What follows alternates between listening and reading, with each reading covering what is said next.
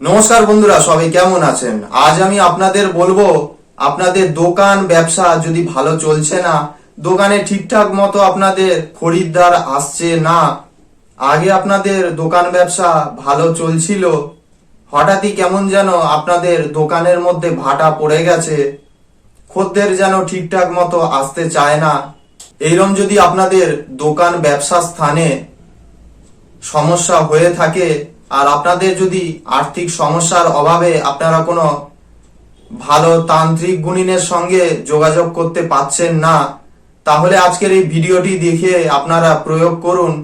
আশা করি সৃষ্টিকর্তার আশীর্বাদে আপনাদের কিছু হলেও সমস্যার সমাধান হবে।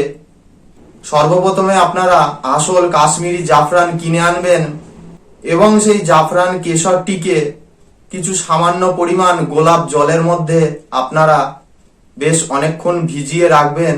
এরপর যখন ওই জাফরান কেশরটি ওই জলের সাথে মিশে গিয়ে জলটি রঙিন হয়ে যাবে, তারপর যে কোনো ফাউন্টেন পেন বা নিব পেন, যাকে চলতি কথায় বলা হয়, সেই ফাউন্টেন পেন দিয়ে সাদা কাগজের ওপরে আপনাকে একটি তাবিজ আঁকতে হবে। এই তাবিজটি আপনি যে কোনো বৃহস্পতিবার অথবা শুক্রবার যে কোনো পশ্চিম দিকে মুখ করে বসে আসনের ওপর ঘরেতে ধূপ জ্বালিয়ে এবং গঙ্গা জল ছড়িয়ে দিয়ে আপনি যে ঘরে এই তাবিজটি করবেন, ঘরে যেন কেউ না থাকে। আপনি তাবিজ করার সময় কারোর সঙ্গেই কথা বলবেন না।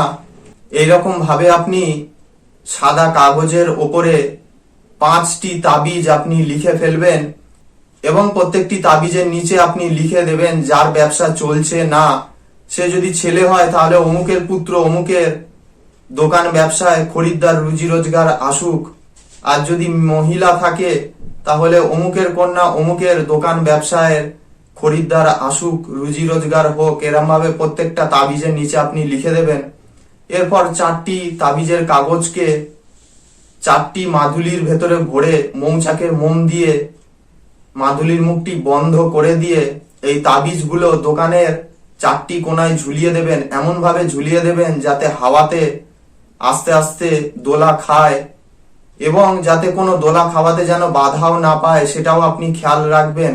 এবং 5 নম্বর যে তাবিজের কাগজটা আছে, সেটিকে একটু বেশি পরিমাণ একটা গোলাপ জলের বোতল নিয়ে তার মধ্যে ওই তাবিজের কাগজটি ভরে দিয়ে যখন ওই তাবিজের কাগজ থেকে ওই জাফরান যে রংটা আছে ভালোভাবে গোলাপ জলে মিশে যাবে, তারপরে ওই গোলাপ জলটি আপনি যে কোনো উঁচু স্থানে বা ঠাকুরের স্থানে আপনি রেখে দেবেন।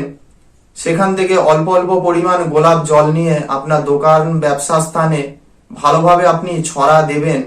এরম ভাবে করতে পারলে অবশ্যই কিন্তু আপনার দোকান ব্যবসায় ধীরে ধীরে খরিদ্দার আসতে শুরু করবে, দোকান ব্যবসার খারাপ প্রভাব কেটে যেতে শুরু করবে। আজকে যে দোকান ব্যবসার বাড়ানোর যে তাবিজটা বলছি, এই তাবিজটি হচ্ছে আজকের দোকান ব্যবসা বাড়ানোর তাবিজ। এই ভিডিওটি অবশ্যই আপনারা শেয়ার করুন যাতে বহু মানুষের উপকার হয়, এবং ভিডিওটি ভালো লেগে থাকলে লাইক এবং চ্যানেলটিকে সাবস্ক্রাইব করতে ভুলবেন না। ভিডিওটি পুরো দেখার জন্য সকলকে অনেক ধন্যবাদ। নমস্কার। হর হর মহাদেব। জয় মা দক্ষিণাকালী।